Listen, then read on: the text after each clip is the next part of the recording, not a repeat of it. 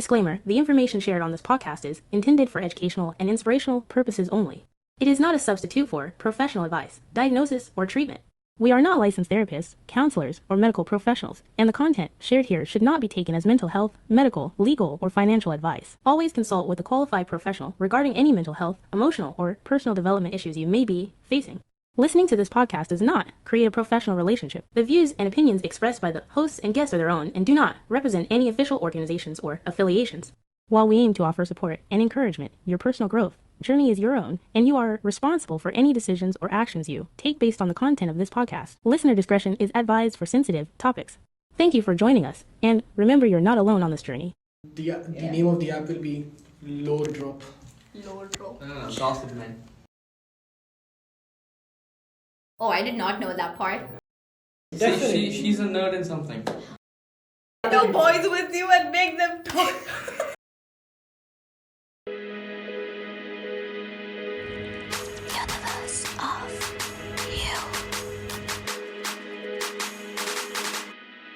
Welcome to season 3, Heal and Hustle. Because you shouldn't have to choose between peace and progress. Okay, let's move on to the next question.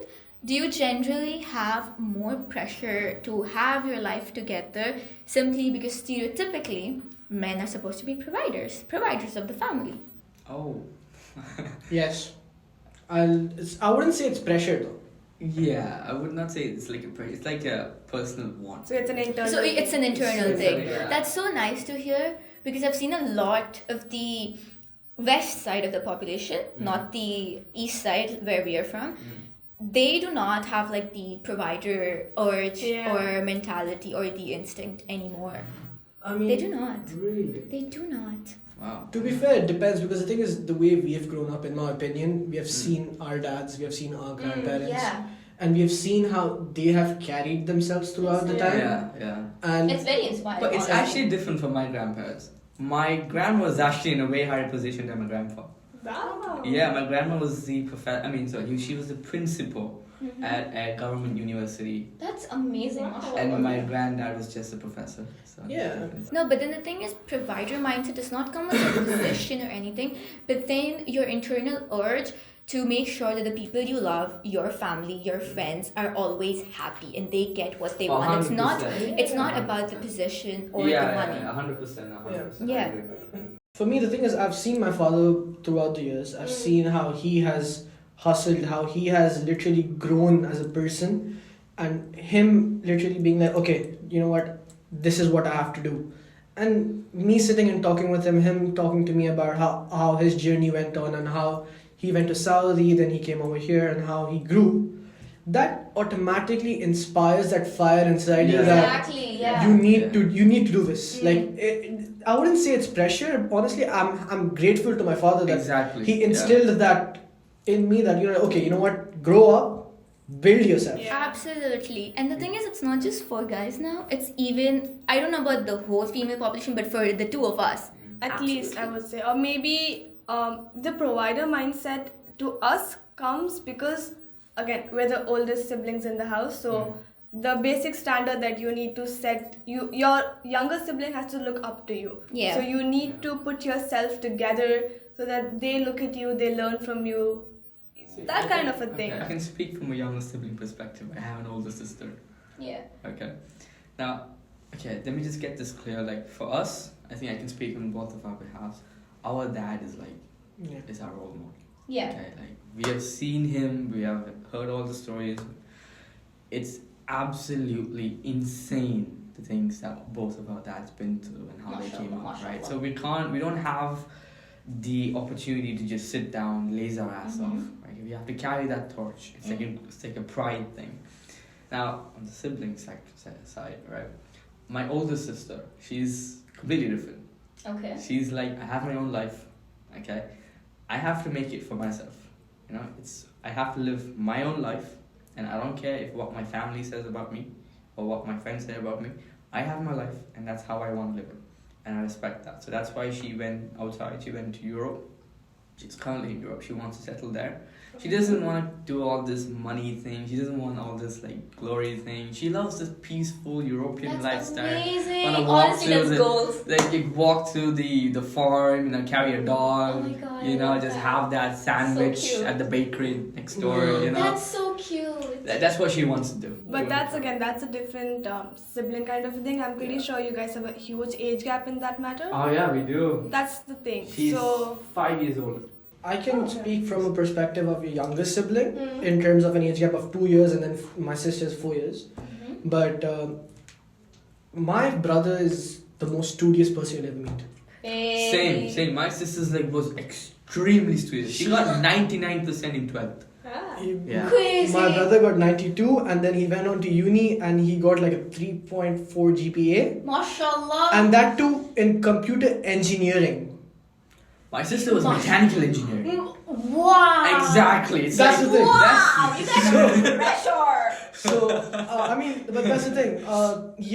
Our siblings, our parents tell them that, okay, you know what, be good, do this. But it was mainly that my parents would tell my siblings to do it for themselves, not to be like a inspiration for me or something of that sort. They're like, do what makes you happy, yeah. because that is, at the end of the day, that is the biggest thing, happiness, right? yeah. And me as a younger sibling, my parents always told me like, do what you want. At the end of the day, you need to realize that it is your life. Your decisions are going to shape your future. Your decisions are going to put you in places where you are going to be. Yeah. So build yourself. It doesn't matter if you take the same path as your siblings. What matters is you are able to sustain yourself, live comfortably, be thankful to God, and be happy. But no, that's not what I exactly meant. No. For me in general, I would say my dad never gave me that pressure because I don't know. I mean, my parents are not like the typical Desi parents. They're much modern, thank God. But I always felt it internally that, oh, I'm the oldest one. I should take responsibility. I don't want to be a burden on my parents. After a point of time, I was like, shit, I'm doing nothing in life. I mean, it was just a thought in the head. And then that mindset came in that, oh, maybe I should also start hustling, start doing stuff and everything. But my parents were never like that. Even same thing, they were like, just be happy. Like, enjoy this period, like the teenage life you have, because it's not gonna come back. And then even they were like, you can also like guide your siblings, but not like, drag them to a path, but just help them out through their life. Because we have gone through things which they will go through. And I definitely don't want to go through what I went through. So I'm always gonna be there, like a hand on her back, that I'm there. But I'm not gonna like push her until she doesn't need it. That's what I meant. I respect that. Yeah. For me personally, I saw my sister do everything that she did, and I was like, I don't want to do that. Yeah, that's fair. Yeah. But one thing that you mentioned about feeling that pressure to take responsibility, right? My brother, so basically, I drive in a very rash manner. Yeah, we have seen. So I drive like kind of a maniac, but that's beside the point. But my brother was sitting in the car, and when we reached home, he told my dad, "I'm never sitting with him again." But the reason being, it was not because he was like too scared of the driving or anything. The reason being, he was like, my major thing was, if he crashes or some accident happens, I am the older one, I'll have to take responsibility. So he told that in front of me, and I'm like, why?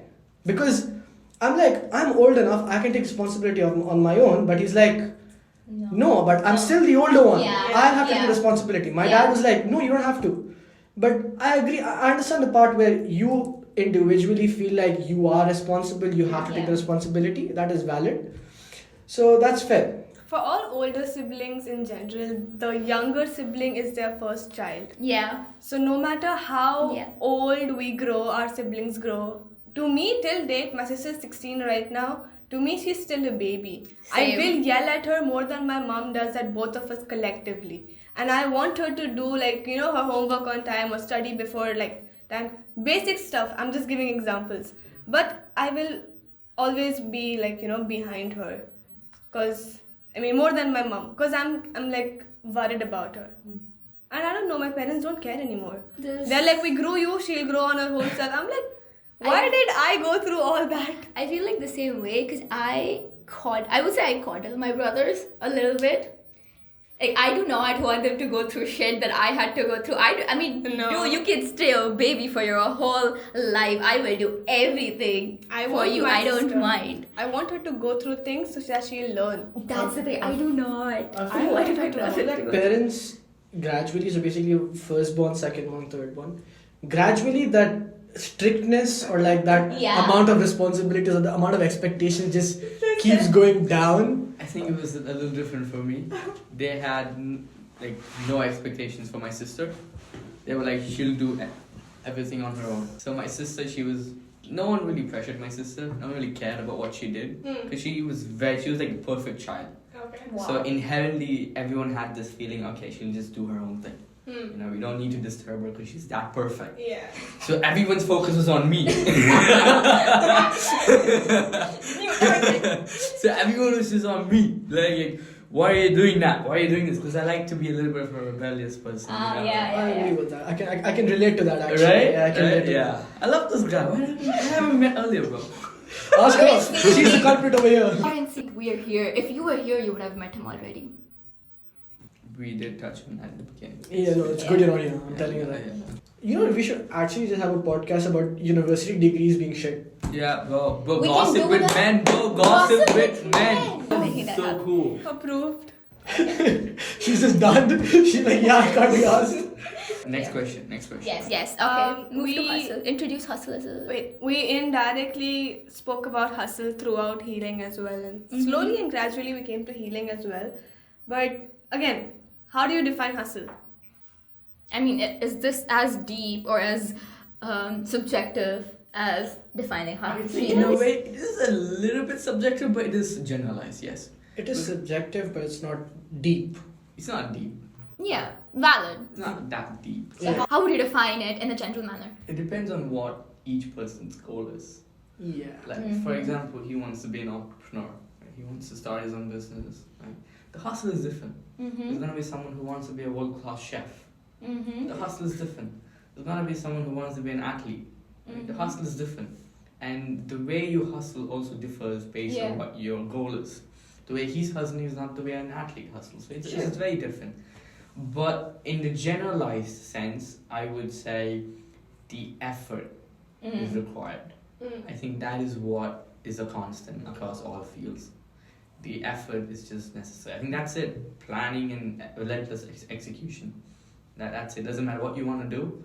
If you have those two, that's hustle. That's hustle. And the biggest thing is not giving up. So I would say hustling, the other word for hustling is basically just not giving up. Resilience, perseverance. Because the one thing is that irrespective of what you do, you are going to fail.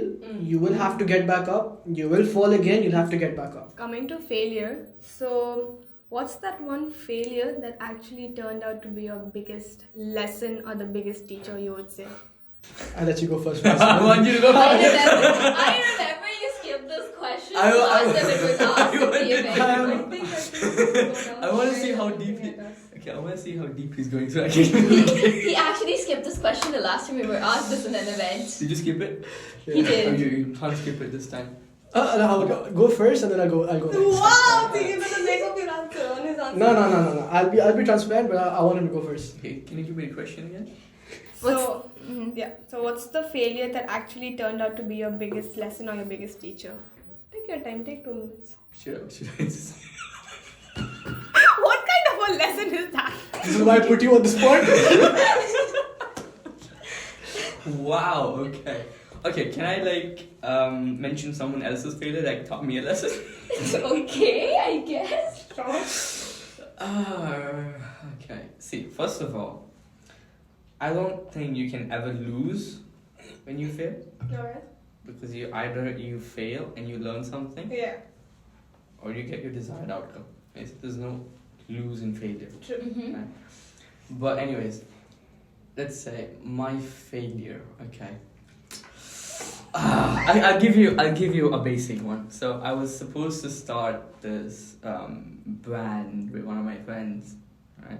We were very close. Actually, when I started the gym, I started it with him, right? But then Yeah, things got sour, school drama. Oh. Right. Oh. We started the brand, but then everything went sour and the brand went down with it. But it was such a good idea, but we were not able to execute it because of personal emotion. So I feel like I learned this very well. 1 or 2 experiences, by the way. Never to go into business with people you have personal feelings with. I think that's Never do business with friends. That is the worst. It's terrible. Yeah. Never. Because then friendship comes in between of Not only other friendship, things. even family. You Yeah. gotta keep friends and family different from your business. I think that's a very common, again, desi thing that majority of our parents or at least someone in the family who's doing a family business had a huge fight, now they're separated. Yeah. It's very common in It's our a desi culture. lore, I'd say. It's not even desi. If you look at like the biggest conglomerates, right? You looked at their board members, right? Every if it's a family business, let's say Walmart or whatever, none of the family members have like a voting right. They have shares, okay, but they don't have controlling shares. You get what I mean? Mm-hmm. So they have a trust and they have shares in the company and they get money, but they don't have the right to make decisions in the company. None of the family Yeah, that's members. different cultures again. Yeah, That's culturally we are two different. It's not only just about culture, it's just how it is. Like if you look at the biggest company, you look at any family company, right? Family run business, there's either going to be one person representing the family or 2 people. Yeah. But everyone in the family has shares. Yeah. But not everyone is running it. There's only 1 or 2 people running it. Yeah. Biggest example I'll give you is Adidas and Puma. Adidas and Puma. They were brothers who I think started Puma, and then they had a fight, separated Separate. Puma, Adidas. Yes, yeah. Exactly. Yeah. So I think that's one really big lesson. Okay, so I've actually been through a lot of failures to reach the point where I am. First thing is the experience of mixing friends with business. It was probably the worst, and on top of that, we were family friends. Oh, So that was even worse. No, that's bad. Bro. Yeah, it was really bad. I mean, but to be fair, it got sorted out eventually, but it was a mess. So that was one incident where I was like, I'm never mixing friends and family with business ever again. And then there were times where I had other business ideas which got implemented, but then it didn't run well enough. I think we've all had that. Yeah, 100%. person. But it's always hard when you have that, like that baby project of yours. And it just doesn't work The out. first project that you have. It was being my heart for them, but then I couldn't. Yeah, like the market didn't work out, but like, oh my god, I really love that idea. It didn't work. Same. So I mean, those experiences are something that shape you as a person, because especially when you hear that word no, when you hear that word no, initially it stings, Yeah. but then they always say every single no you hear is one step closer to a yes. Yes. True. So I went through the process of starting that project, building it from the ground up. It didn't working out. I'm like, you know what, fair enough. And then iteration to the point where I am right now, alhamdulillah. It's at a point where it is sustainable, there's investors, it's progressing well with clients, everything is good. But the major setbacks that I've faced throughout was from family, like, it's not gonna work out, why are you working on this? It was from friends, like, oh bro, just drop it, like just do something else. And then also with like people in the sense that, why in the business, bro? Like, just go find a job. I'm like, I can't be asked, because honestly speaking, well, jobs of course are the safest options and nothing wrong with them. Me personally, I just don't like the concept of it. Example, I was in a I was in a panel discussion on Thursday, I think. I got invited on a panel discussion. So there was one person who was from PepsiCo, and then there was me. So there was 2 variations of a person from a job experience and then from a person of an entrepreneurial side. So when over there I was hearing the other person's perspective, she was talking about some Japanese technique or something called something like that. And she was like, you need to be happy with what you do, you need to find the job that makes you happy. I'm like, okay, if you're happy with something, start a business out of it instead. Because one thing I've learned is that if you're good at something, you should be independent with it, because when you are excelling and you have the skill sets for it, people will come to you. True. So that is what I've learned throughout my journey. Like, even though we have faced a lot of setbacks, I had problems with investors in the middle. I've faced setbacks with clients, rude clients, in terms of like, I gave them a solution and they're like, okay, no, this is not what we wanted. Having fights about things like the costs and all of those things. I've faced that frustration firsthand, and yeah, it is hard to have a business. I'm pretty sure even you, with your father, you've seen your dad be frustrated about a lot of deals, and I'm pretty sure you have been through those deals as well. How much of a pain it can be at times. It is. So these are the setbacks that I've faced, and they were more like personal issues that came in between, where it was like, it won't work out, and then parents or something, some people saying like, okay, your idea is stupid, leave it. A personal experience from a close family relative, that they went through. Basically, they asked me to pitch my company to them. I pitched it. He couldn't understand the entire technology side. He's like, I'm not understanding this. Leave the project. Go find a job. I'm like, yeah, no, not happening. But so it was like there's a lot of pressure, of course, a lot of failures throughout the road, but at the end of the day, all of these failures, all of these backlashes that you face shape you to the person that you are currently. Because I'm pretty sure each one of us have faced a lot of backlash, a lot of failures, a lot of setbacks. But honestly speaking, setbacks are the best thing a person can have. Absolutely. 100%. Because it shapes you to be a better person. I agree. As I said last time as well, we should always be grateful, and we should not talk bad about our younger selves, because the decisions we made back then Shape who we were are like today. right at that point of time. With the knowledge we had then. And then that practically shaped us to who we are today. 100%. So I mean, a lot of people be like, oh shit, I wish I could go back in time and change my decision or something. I've always said that to them, that just be happy, because what you are today is because of that person. So never talk bad about it. There's one question that I do have. Okay, we all said that, okay, some projects are not going to work out. And before that, we also said that the whole point about hustling is that you do not give up. Okay? So when do you actually know, okay, this is not working out, we need to change it. We need to, put it aside for a while and then revisit it after we have more information. How do you know when to scrap an idea or rework on it later, rather than still pushing forward with the same formula that you have right now? I love that question. It's actually a very, very good question. Thank you. Okay, so I'll give you my answer. So I've had the opportunity to sit with a billionaire. Okay, he's a billionaire. He has a holding company. He owns multiple. He started, ran, scaled, I think over 50 businesses. 50. Okay. So I asked him the same question, and he was like, you don't. Right? You don't know. But he told me the biggest thing is like, you should be able to fail and fail fast. Always fail fast. If you fail tomorrow, good. Then you know that's not gonna work out. Be as nimble as a cheetah. That's why he told me. He told me to succeed at 50 businesses, he started 2,000. Right? He failed 1,950 businesses before he got 50. Right? At random points of time. Right? But because he was able to pivot so fast, right? He's a billionaire He's now. a billionaire now. So he was like, just do fail it. fail fast. When you fail, have the courage to give up on it. He told me this as well. Have the courage to give up on your dreams. Yeah, that is such a difficult thing. He told me the same. I was so shocked because everyone tells you, follow your dream, don't give up, go 100%. Exactly. He was like, no. Sometimes it's just not this. You gotta pivot.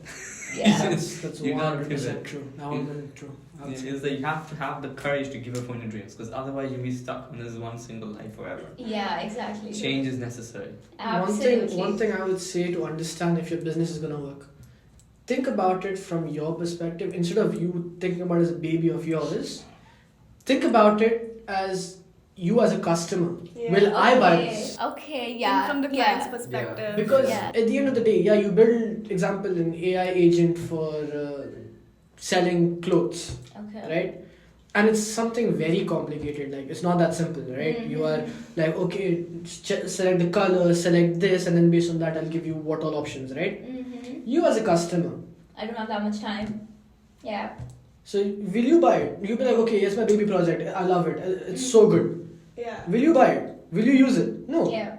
So you need to think from that perspective about you as a customer, will you use it? Because at the end of the day, what matters is customers. Will And it sell, one yeah. thing that I've actually heard from one of the people that I know, he told me this. He's like, it was an investor actually, and he's like, if you can convince your father to invest in your project, Yeah. I will invest.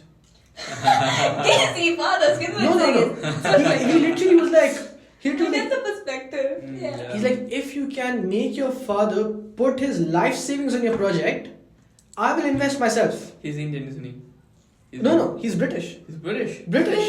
Yeah. He's like, Damn.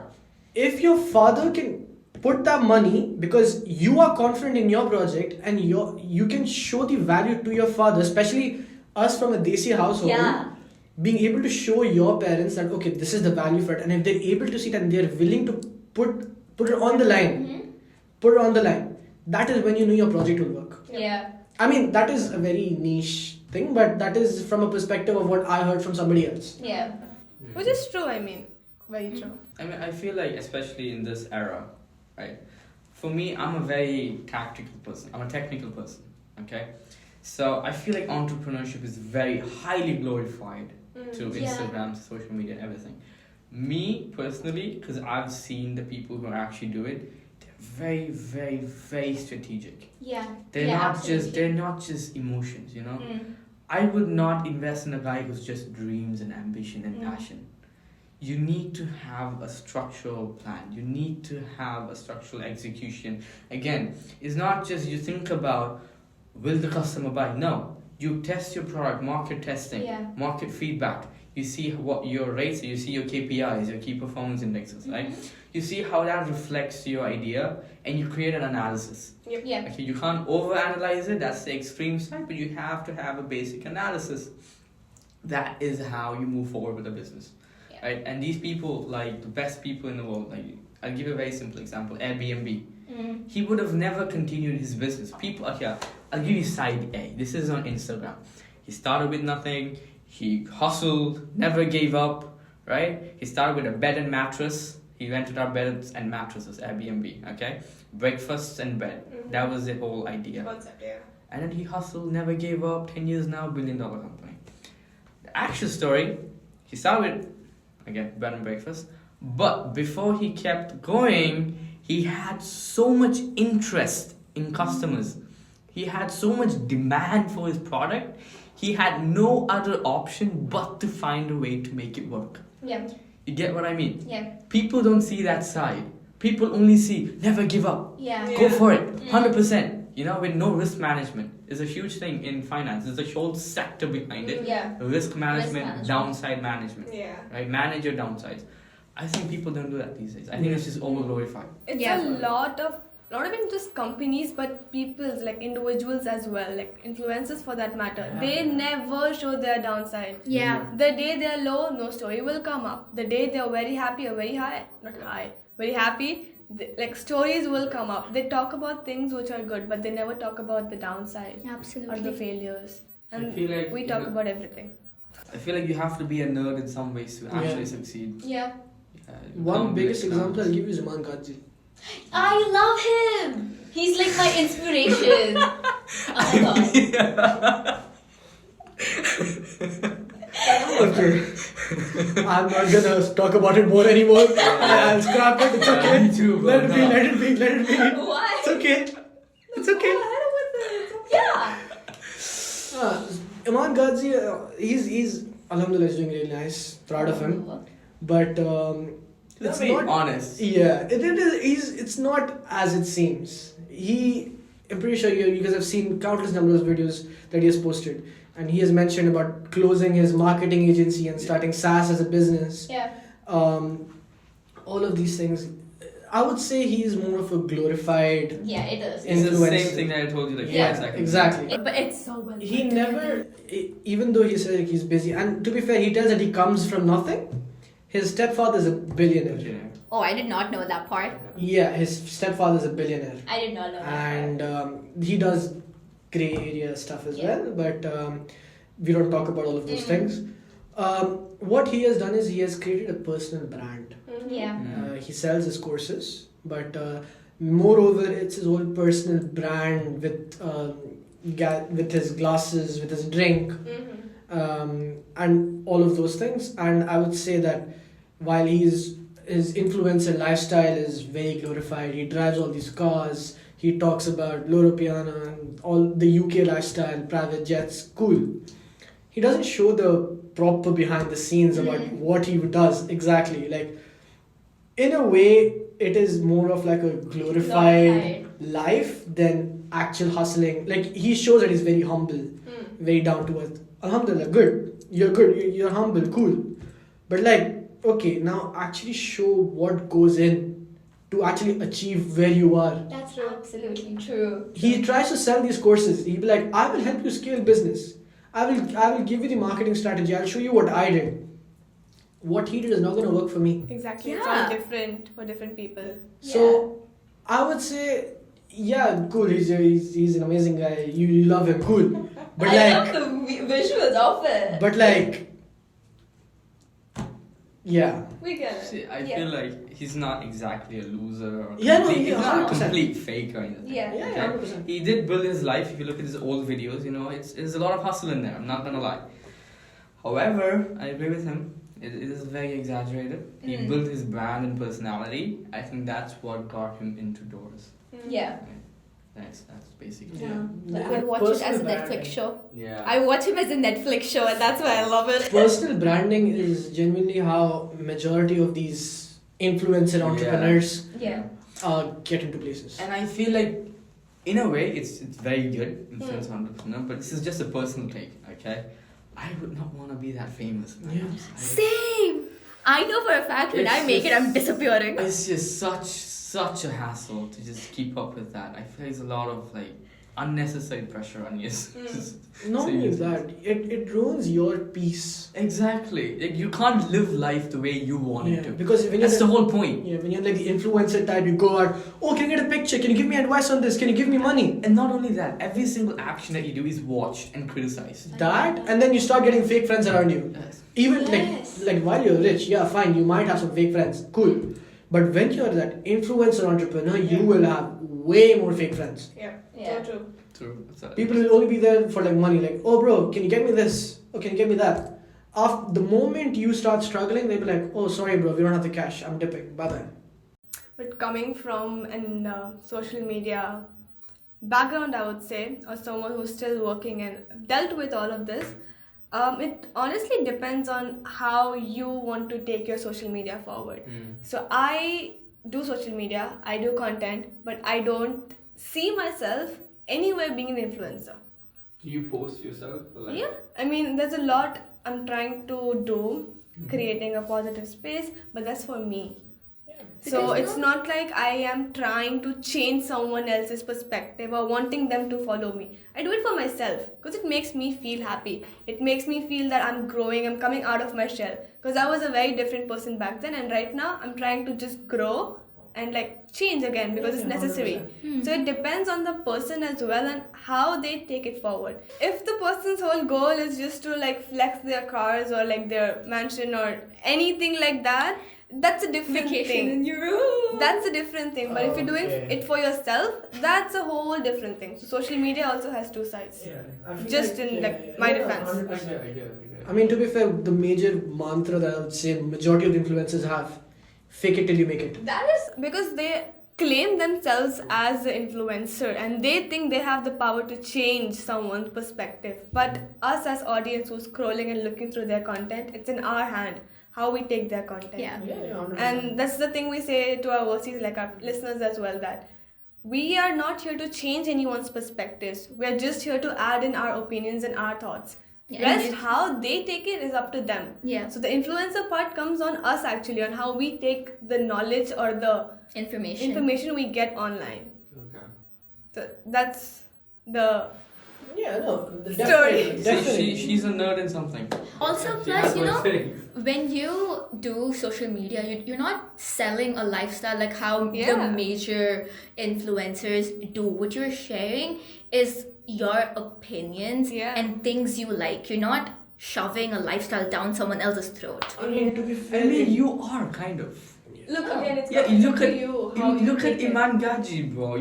That is He's shoving- shoving his lifestyle down your throat. is, and I That's consume it as like a viewer, like as a Netflix show, and I love it. I feel like each content creator, each influencer has a different way of content. So some Yes. people try to shove down their lifestyle. Yeah. Some people just want to like spread awareness. Yes. Some So people consumerism is Yeah, like yeah. over Yeah, consumerism. and some people just want to share about travel. Yeah, they're traveling here and there. Some people just want to share Like about a content digital about it. diary for them. Exactly.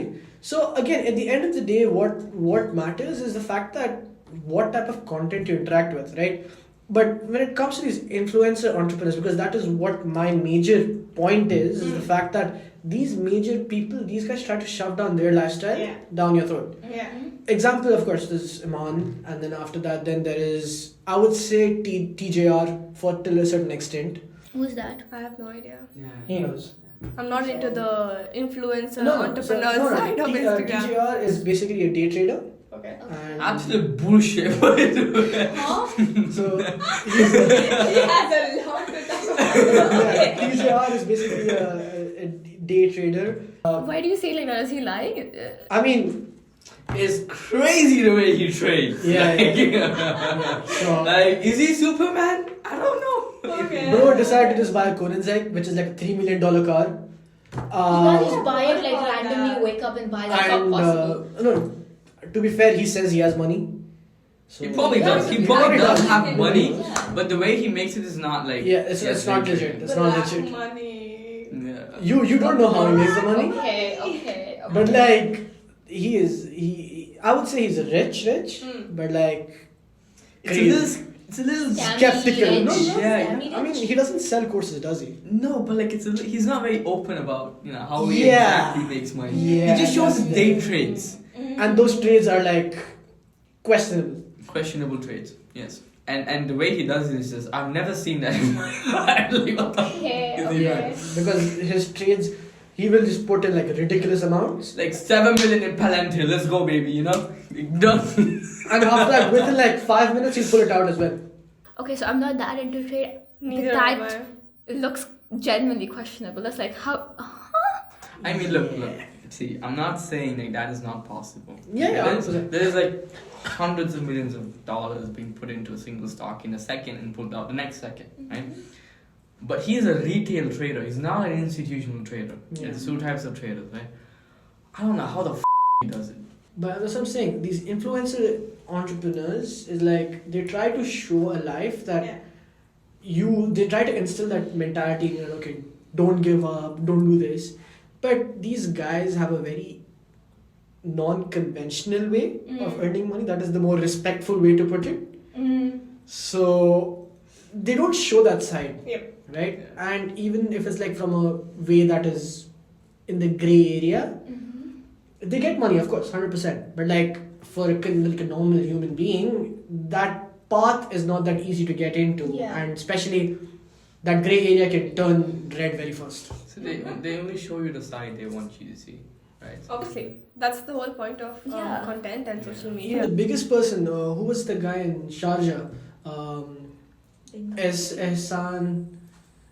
He recently he bought a Rolls Royce. Oh and stuff. yeah, I got what you mean. Yeah. Yeah, that guy. He shows. I have no idea.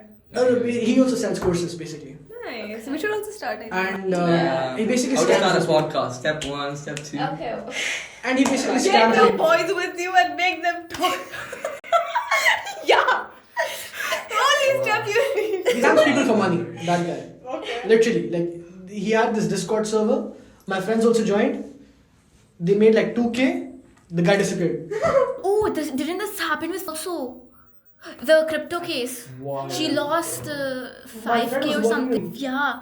She The guy posted a story disappeared, literally. on That Instagram. was her account was He hacked. abandoned That's the why. server. Oh, so the girl. No, she said the girl was a Gone. scam. Like the one person who trained her was a How scam. is- She I don't know. messaged me Caught yet. because I was gonna join because I was like, this actually Why? worked. No, he's And then like, her account you got made hacked. money, right? And she's like, You Arya, made don't. money? It's a scam. That's all he took. Yeah. Damn. He took around 20, 30K from like students. These guys made like 1K, 2K profit. This guy disappeared. So they like had a full loss. Bro, it's a scam. Not He's even a loss. basically a scam artist. God, crazy. He glorifies his number plates. He glorifies his Rolls Royce. Yeah. That also everybody used a 2011 Rolls Royce Ghost. But still, Honestly, one thing about genuine businesses is that when people are starting up, they're not instantly gonna make millions or even six figures in the first year. It will. See. I have to say, like, this is also quite a bit of a misconception. yes. Right? There are so many people in this world who start a business today and make millions by the end of the year. Like, I've seen so many. Okay, so, and they are not on social media. Yeah. They are not glorifying exactly. social That's media. what They I are was not. getting into. So you have this notion, this preconceived notion that, okay, if I'm starting a business, I need to be profitable in 10 years. I'm not saying That's 10 or years. 5 years, but like Yeah. what I'm saying is that's also like such a big misconception from social media. Now I'm saying this because I'm very involved in this world. There's a lot of sides to it that are not discussed openly to like other people of the same age. Right? There are people who make millions in a year, there are people who make millions in 5 years. Yeah. All that matters is what systems you put in place, what your idea is, okay, and Exactly. how you implement it. It's not just dreams and passion. I I don't. agree 100%. But there's Absolutely. more to that. It's just not how you implement. There's luck. There's risk.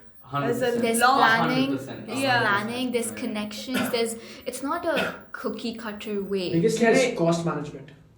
Yeah. Why are we going to the entrepreneurial side? Can I ask a question to all of you here? Yeah. What is your like thought on luck? What's your perception of luck?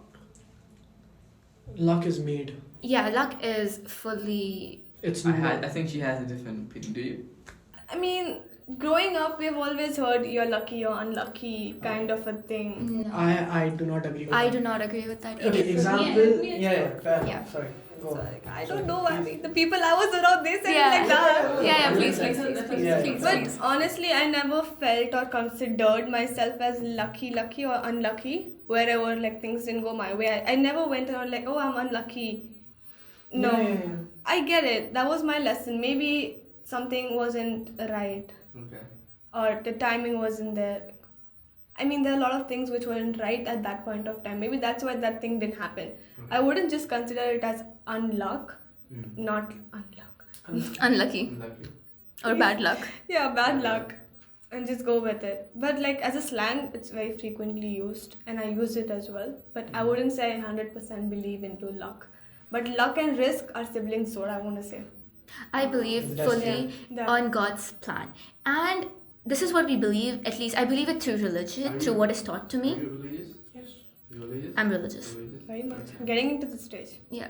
So this is what I believe through religion. For us, it is mentioned, okay, that your destiny, your naseeb is what we call it, is planned, is written down before you're Yeah. born. Okay. Okay? But you, as a human being living on earth, have the power to change it change with it. your prayers and with your Yeah. action. Okay. That is to me your luck. Yeah. You control it. You pray, you work, you change it. Yeah. And even karma. I mean, it's a boomerang. It's very true. I believe all of us have gone through that. Yeah. The more good you do, it comes back to you in the double. Biggest thing I would say is prayer without action is nothing. Nothing at Absolutely, all. absolutely. Like you're sitting and begging God, like, please give me this, Yeah, please give me that, but you do nothing. Obviously, you won't get exactly. anything. I want $1 million. It's not here. Also, I'm not the biggest believer of karma because I've seen so many people. I get that, but I've then seen so many people who especially in business, right? You cheat the I other know. guy. Boy is now baller. Is living the best life. His family is happy. His Really? friends You are believe karma amazing in friends. Jannah? Right? He's living an Believe amazing karma in life. Jannah. But then in that case, you can't like, if that person cheated on you and they're living a good life, I mean, in a way you can't do the same thing and thinking that, oh, if I do it, I'll also get it's not about doing the same thing. It's about karma, right? If karma existed, It's gonna come back. in a way, we're all gonna finish all our, what do you Probably say? here or the Bure afterlife. karam. Yeah, You're gonna finish it in this exactly, life or the next exactly. life. Yeah, we believe in Yeah. afterlife. So, burn in hell, baby. Yeah, whatever happens, you're gonna like finish it all in this life or after. One thing I mentioned about prayers without action. Yeah. So, example, you want to go for a 5 kilometer marathon and you want to win, right?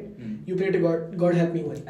Obviously. God is not gonna like directly make you win. He's gonna give you a pair of shoes. Yeah. Go practice. Yeah. The rest is up to you. It matters about how you try it, how you take it forward. I would say luck is made only because of the fact that you know the amount of struggle, the amount of time, the amount of effort you have put into it, and then somebody just says, "Oh, you got lucky with that business." It's not luck. It's Exactly. hard It's working. effort. It's hard work. Example, I know a friend of mine. He recently got into second division football in Spain.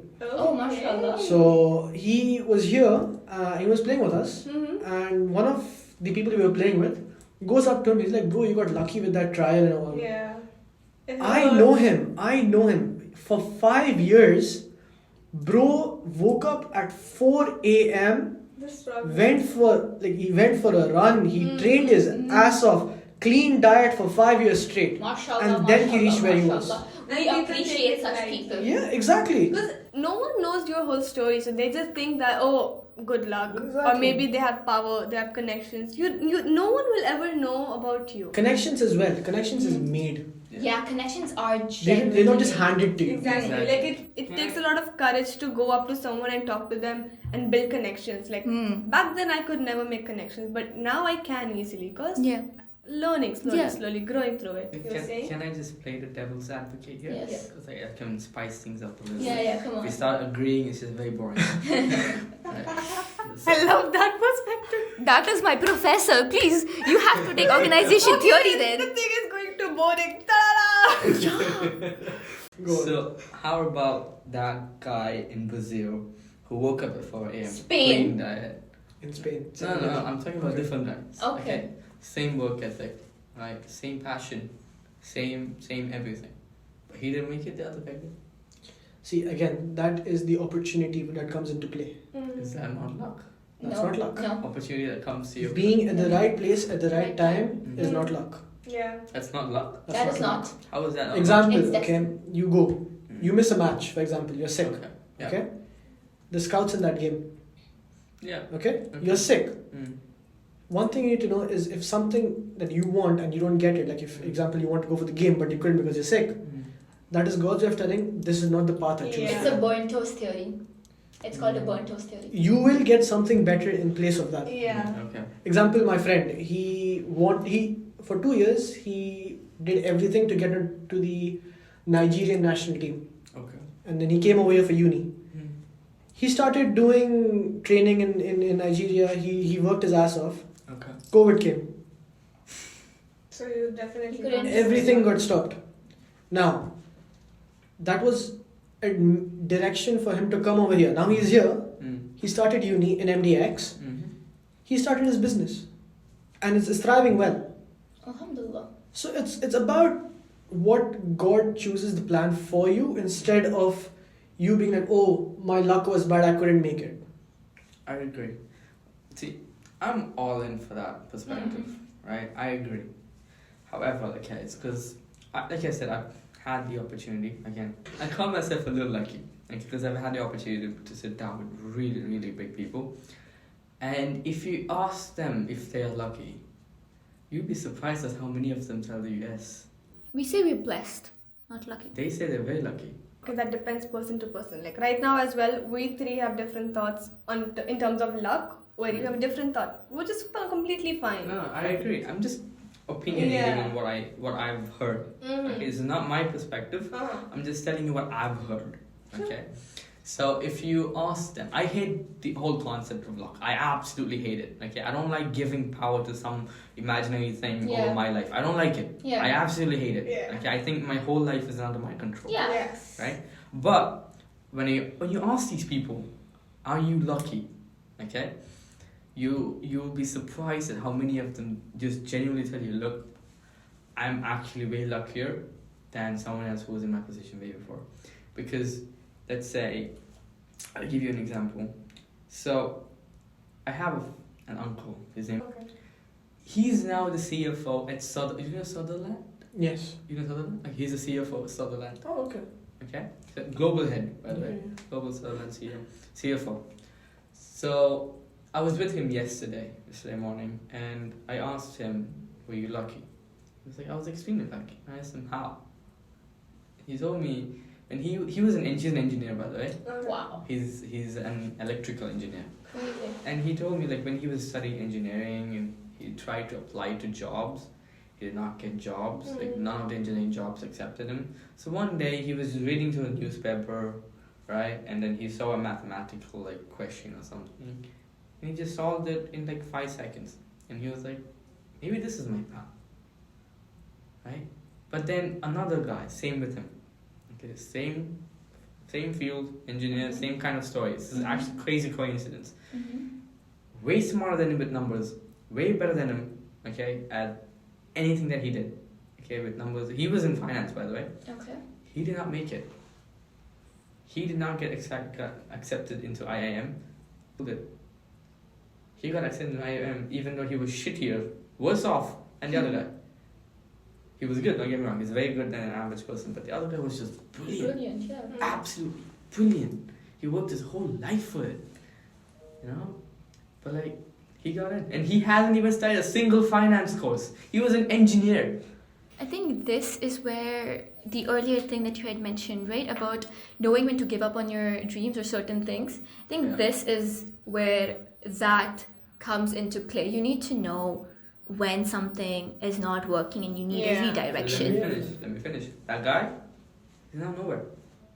He pivoted, don't get me wrong, he pivoted. Okay? But he's working a normal job as an accountant. Accountant. The accountant. I'll give you a real life example of my friend actually, his father. He started working as a site inspector in construction, right? He started working as a site inspector. He was below one guy, then he rose up, he came parallel to this guy. Then the main owner of the company came to the site to visit. They were looking around the site. After that, he saw an opportunity. He went and talked to the owner directly. Okay. So what I would say is it depends on how people grasp opportunities rather than it just being like, okay, I'm there, right time, right place, right time. Even though that is true, you need to understand how to grab the opportunity. Yeah, and how do you deal with them? Because I'll be honest, there were times where I went to events. There were people that I sit down now when I think about it. I'm like, oh, that was an opportunity. I should have taken it. Yeah. Right? Yeah, me too. So that's the thing. The biggest role that plays is the fact that how well you can actually grab onto opportunities. Okay. How well your mind actually understands the opportunity, because these opportunities, they come not regularly, right? So your brain has to be able to comprehend the opportunity in order to grab it. Yeah. And not to be rude, but around 50% of people do not have that mindset to grab onto opportunities. Not that it's a bad thing, but people have eyes and mind that grabs onto opportunities, and that is what takes them forward. Now my friend's dad owns his own company. That guy who was a site inspector, who was better than him at his job, is a site inspector at his company. See, that's a good entrepreneur. You hire people better than you. Yeah. No, I love that point. I agree with that point. I needed that point because I have this debate with my dad all the time. So before we wrap up, I just had like 1 or 2 more last questions. So in terms of heartbreak or breakup, which we spoke about earlier this season as well, do you think men recover or heal from a breakup quicker than women, or do you think women are better at it? I don't think men or women are better at it. Okay. I think both are human. But what do you think? Like, what's your perspective? Who comes up first? I think it depends on the person. I don't think it's a gender thing. Because, I mean, this was research. This is not me. Okay. What research says is that men come up quicker from a breakup than a woman. They do? Yep, that's Holy the shit! research. Where is that man? Please. I feel like Show me. it depends more on how the relationship was Yeah, True. and yeah. how the bond was. I Because know. if it was like very superficial, both of them are just gonna recover within like. And it also depends on how emotionally attached you are to the person. I just wanted to prove the research wrong. Like, not like I don't know like that, but I wanted like a Yeah. perspective from y'all as well, because I was pretty shocked too, saying that men recover like really quickly compared to a woman. But as per our Bollywood movies, we have seen men have waited for years and years and years for That's too their much. That's darling to come back to them.